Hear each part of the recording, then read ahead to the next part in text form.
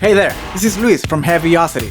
Today I wanted to take a few minutes to share with you how I use Damage 2's kit designer to create a hard-hitting and unique sounded aggressive kit. As you know, Damage 2 puts an arsenal of epic cinematic percussion at your disposal, from massive organic drums to aggressive damaged hybrid sources.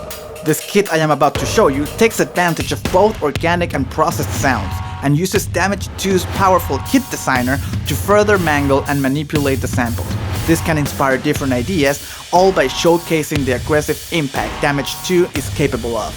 The first thing I did was work on the kick. I like a punchy kick that cuts through, so for this I am using lower gut punch kick, pretty self-explanatory, from the damaged source bucket. You can see here I brought the lows and the highs up a bit and carved out some mids to create some space. I added a bit more compression and overdrive to this already angry sound and then pulled back the release. This allowed me more control over the length of the note by my MIDI performance. One of the things that I love the most about the kit designer is the wide range of sound you can get out of it, not only by using different sources but also by processing these sources in different ways. Since we're talking about the low end, here on F1 I created this booming low sound. I mixed this in with the kick for some added depth. Removing the release and adding reverb allowed me to expand the space created by that impact without too much mud. Next up is the snare. As I mentioned earlier, organic sounds are a big part of Damage 2, and the snares are no exception. And even though most of the snares included are orchestral snares, they're still great for adding realness to an otherwise very processed non-orchestral style kit. On C#1, I have the solo mid snare, with just a little room sound and extra sizzle using overdrive and compression. This allows it to stand on its own against all of the other heavily processed sounds, yet still retain its organic quality and agility.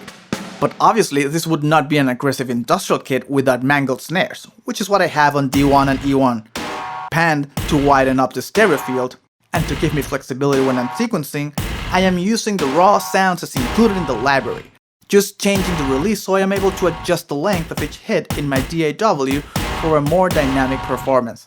This is how all of these elements play together.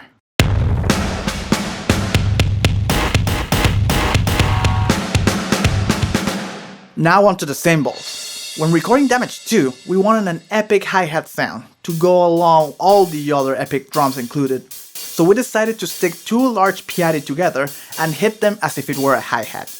This yielded a huge sound, and by sampling the cymbals at different levels of tightness, we recreated a hi-hat in this absolutely massive way.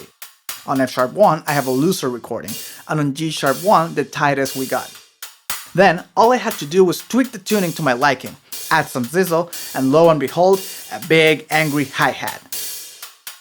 On A#1 I added a chopper cymbal, because it's smaller but still pretty piercing, so it will have no trouble cutting through any mix.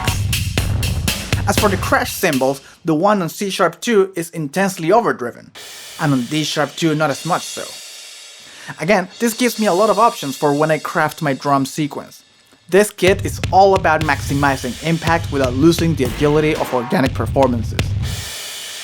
And last, but certainly not least, I have a variety of toms and special effects loaded, giving me the option of having a fully fleshed out drum track in just one instrument. One of the things I love about Damage 2 is how sounds are just amazing right out of the box. This is evident in the toms I chose for G1 and A1. One has depth, the other one has fire. I also wanted to take advantage of the per channel effects, so I have a brighter effective sound on D#1, detuned to my ear's liking, and on B1, detuned to match the other tone. It's worth noting that you can really get creative by further processing sounds you detune to bring out stuff in them you might not have heard before. And for the last two sounds, on C2 and D2, I have reverse swells, which come in handy when I am making cinematic groups. I picked these from the transitions menu, and by reducing the release, I am able to time these to whichever rhythm or tempo I need. The kits are designed to be mapped to the general MIDI standard, so that you can perform this drum kit with any standard drum mapping. You can also be creative in how you load your sounds. You could even build a kit out of only kick drums if you really wanted. If you like what you hear, be sure to click the link in the description below to get this kit snapshot for free. Damage 2 required, of course. And be sure to like and subscribe if you want to see more Damage 2 tips and tutorials in the future. And as always, for more videos and demos of our entire catalog of inspiring cinematic instruments and effects, please go to heavyocity.com.